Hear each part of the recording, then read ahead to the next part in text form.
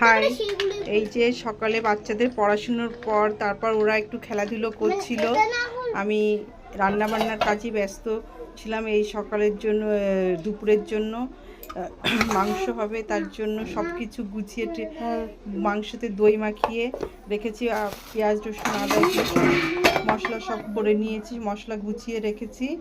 তারপর মাঝে মাঝে কাজ করছি। এদিকে বাবা দুপুরে এলো, যেহেতু সানডে ছিল সেই জন্য সমস্ত গুছানো রাখানোর জিনিস ও এসে রান্নাটা করলো।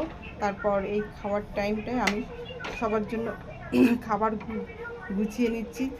তারপর এই যে মেয়ে বললো, মা একটু ভাতটা ভালো করে সুন্দর করে দাও, ডাল স্যালাড মাংস সব কিছু দিয়ে আমি রেডি করলাম।